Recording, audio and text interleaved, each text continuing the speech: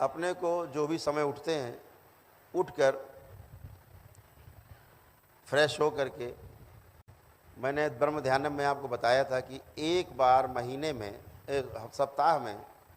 सप्ताह में एक बार एक जग गुनगुना पानी करके सेंधा नमक मिला करके उसमें आधा चम्मच, ठीक है। जिनको ब्लड प्रेशर की ज़्यादा समस्या रहती थी, अब तो रहेगी नहीं, होगी नहीं, तो नमक ले सकते हैं, वो कम नमक ले सकते हैं, इतनी बात है। तो नमक डाल के और उसको पी लेना है धीरे धीरे। हम दिन भर बैठे बैठे पानी पिया करते हैं, लेकिन लघु शंका के लिए नहीं जाते। वो भी क्रिया है,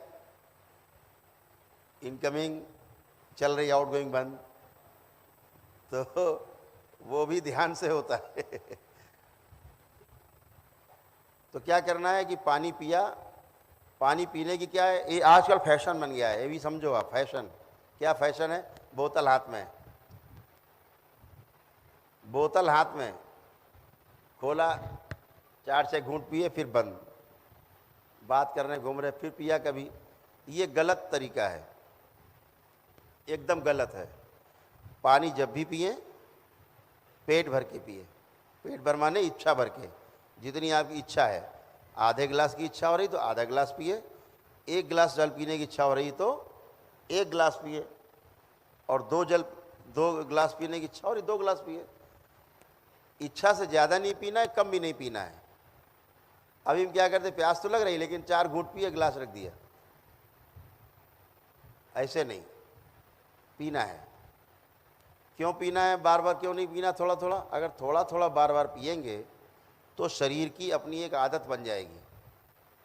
फिर शरीर क्या करेगा, आपने जल दिया, वो तुरंत कंज्यूम कर लेगा, अपनी बॉडी में अंदर कंज्यूम कर लेगा, मतलब अपने में रख लेगा, बचा लेगा जल को।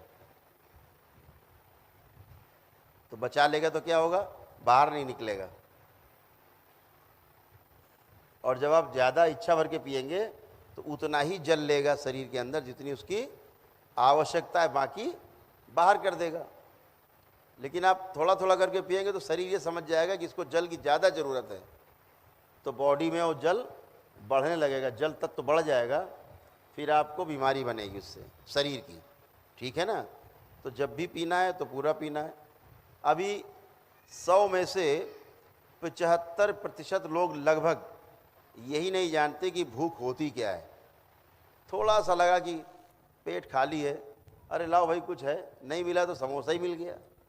आजकल तो गली गली चलते फिरते समोसा और पकौड़ी पकौड़ी चाट की दुकानें लगी, भूख लगती नहीं, खा लिया, फिर डॉक्टर के पास जाते, डॉक्टर साहब भूख नहीं लग रही है।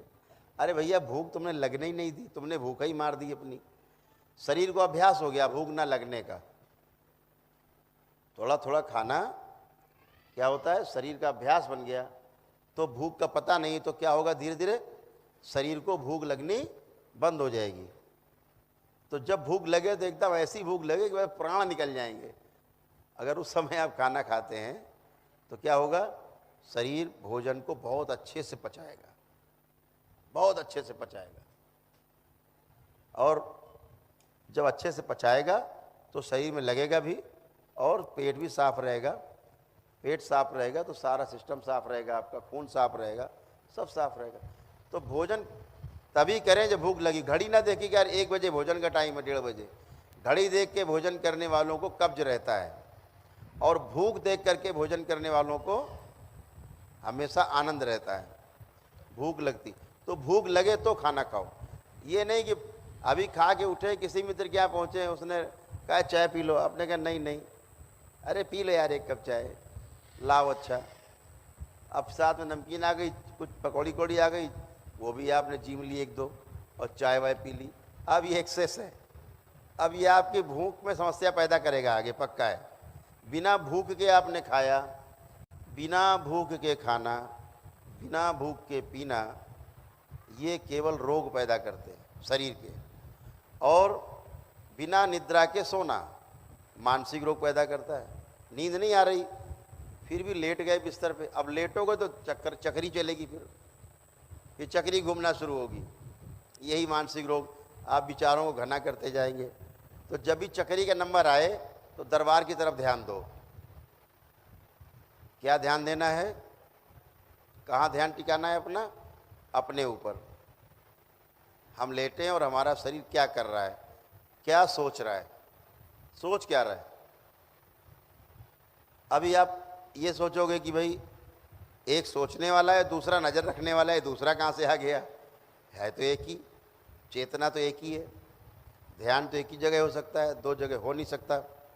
तो सोचने वाला कौन, और सोच जो रहा है उसके ऊपर नज़र रखने वाला कौन, कि भैया गलत क्यों सोच रहे हो, अच्छा अच्छा सोचो, ये कौन है, ये कहाँ से आ गया।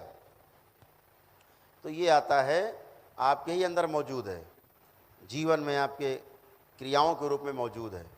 कौन सी क्रियाएं हैं, जीवन की जो 10 क्रियाएं हैं मुख्य, उसमें से एक क्रिया है, उसका नाम है वृत्ति, उसका नाम है वृत्ति, जिसको आप बार बार कहते हो पुनरावृत्ति कहते हैं।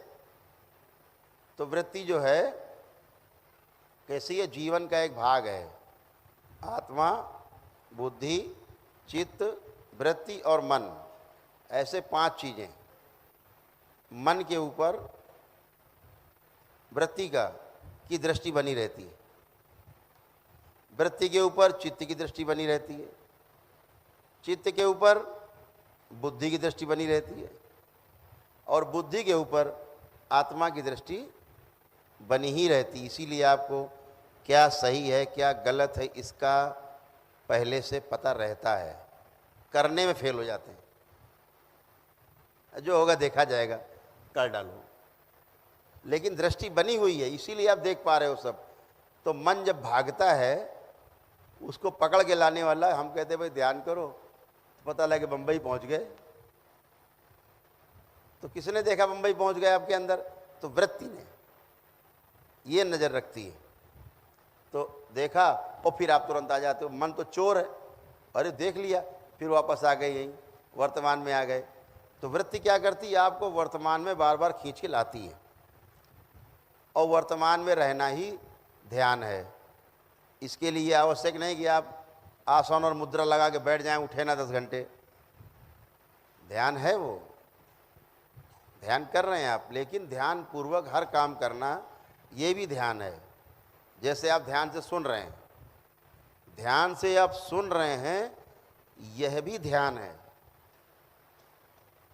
ध्यान से, ध्यान पूर्वक आप एक एक रोटी का टुकड़ा तोड़ करके और जो मिला करके खा रहे हैं, फिर स्वाद आ रहा है, कैसा आनंद आ रहा है, फिर खा लिया, फिर खाया, फिर तोड़ा, ऐसे ध्यान पूर्वक भोजन करना ये भी ध्यान है। अभी बेहोशी में भोजन हो रहा है, ध्यान पूर्वक यात्रा करिए, ये भी ध्यान है। आप बैठे गाड़ी में, ध्यान रखिए कि आप वर्तमान में यात्रा कर रहे हैं, जो आसपास है उस पर ध्यान दिया जाए चलते फिरते, यही ध्यान है।